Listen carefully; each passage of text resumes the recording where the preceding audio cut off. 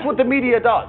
It softens you to ideas. It doesn't report anything. Andrew Tate. Andrew Tate. Andrew Tate. Andrew Tate. The American Empire is back. We're done with this crap. People say lucky punch. There's no such thing as a lucky punch. And you're from a mixed race Correct. background yourself. Correct. I'm from a mixed race background myself, and while we're discussing the leaders of the UK, although I do think they're doing a terrible job, it's kind of hard for Meghan to say that the UK is a racist country when the leader of the UK is darker skinned than her, and the mayor of London is darker skinned than her, and I am a person who's probably darker skinned than her, and I've never experienced any kind of bigotry against myself, besides the fact I'm a straight male. I'll get bigotry for that before I'll get bigotry for my skin color. In a raw, unfiltered live TV moment, he looked straight into the camera and touched Meghan Markle, accusing her of wrecking Prince Harry's legacy, manhood, and entire life. His exact words? She destroyed him. He's a punchline now. What followed was one of the most controversial rants in recent memory. Meghan's team was blindsided. Harry's name got dragged through the mud, and the internet went into full-blown meltdown mode. What sparked Tate's outburst, and how bad did it get? Buckle up, this one's brutal. Meghan has something to do with that. It's certainly the way she talks about the royal family as a whole, the way she talks to him and about him. There's certainly an element of people waiting for him to stand up and say, listen, that's the royal family. You can't talk that way, or you decided to be with me. There were certain things you were expected to do. But he simply just allows her to demasculinize him in public, and everybody feels uncomfortable with it.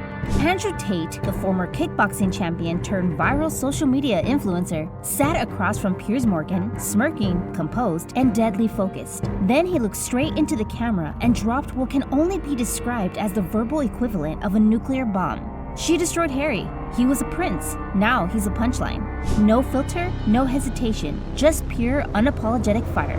He wasn't just criticizing Meghan Markle, he was dismantling her entire public persona.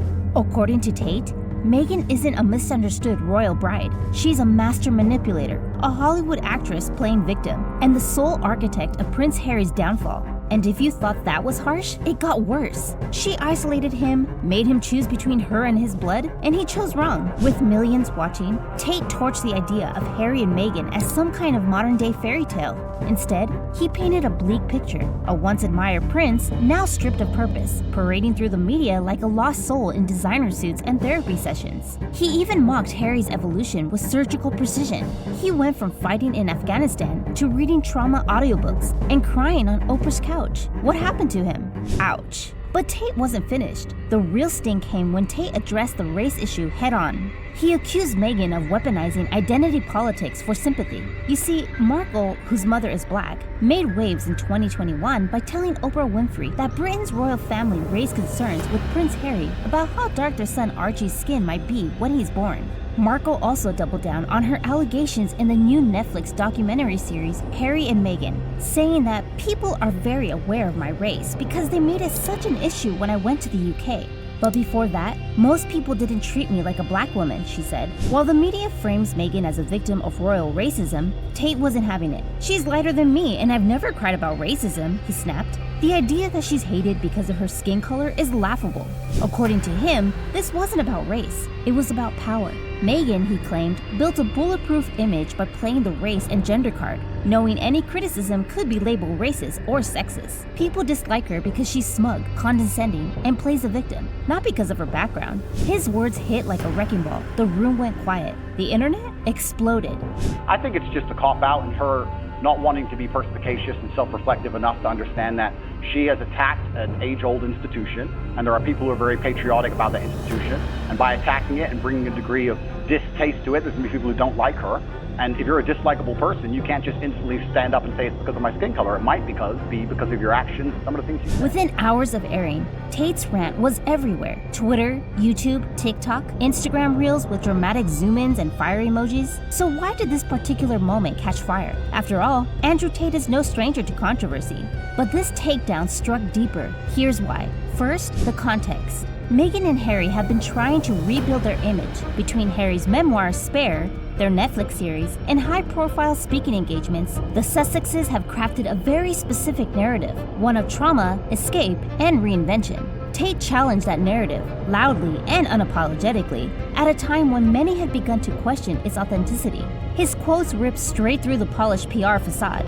That's why it landed. Second, the timing. Just days before, Meghan had been spotted at a charity gala, giving a keynote speech on female empowerment. The press hailed it as her return to form. Within hours, Tate's clip was trending above her speech. Third, and perhaps most critically, Tate addressed the unspoken frustration that's been simmering beneath the surface for years. Many feel they can't criticize Meghan without facing social backlash. Tate called that out directly. You can't challenge her, you can't question her, because if you do, suddenly you're the villain. That line hit a nerve, and it resonated. His words weren't just a rant, they were a challenge to the entire media climate around Meghan and Harry. And finally, there was shock value. It wasn't just what he said, it was that he said it on camera, live, with no apologies. It was real, raw, and unapologetically messy. The kind of viral gold the internet devours. Women don't need to find a voice. They have a voice. They need to feel empowered to use it, and people need to be encouraged to listen. So why Meghan? Why now? The answer lies in what Tate and many others see as her ongoing grip over Harry's life and legacy. It's not just about what Meghan represents. It's about what people believe she symbolizes. A woman who walked into the most powerful royal family on earth and rewrote the rules. For some, that's empowering. For others, it's pure manipulation. Meghan's team is rumored to be in full branding mode. She's been quietly preparing for her relaunch in the public sphere with new projects. Think podcast revivals, lifestyle brands, a possible return to Hollywood glam. This was supposed to be her redemption arc, a fresh start, a new Meghan. But now, with Tate's comments going viral, that soft reset just got hijacked by one of the internet's most controversial and loudest figures. He pulled the rug right out from under her carefully crafted comeback. Instead of controlling the narrative, Meghan's back to defending it. And this time, it's messier than ever.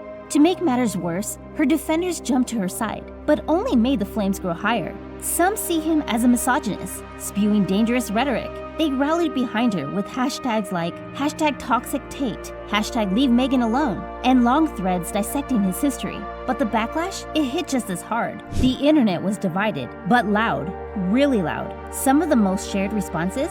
Tate just said what we've all been thinking. Finally, someone isn't afraid to say it. Harry's life really is ruined. She played him. And just like that, Meghan's name was back on everyone's lips, but not in the way her team had planned. Tate's rant didn't just trend, it reframed Meghan's public image. For her supporters, it was a disgusting attack by a man known for misogyny, a man who shouldn't be given airtime. For her critics, it was a long overdue reckoning. Someone finally said what others were too scared to whisper. Tate labeled him a cautionary tale for modern men, a prince who surrendered not just his title, but his identity.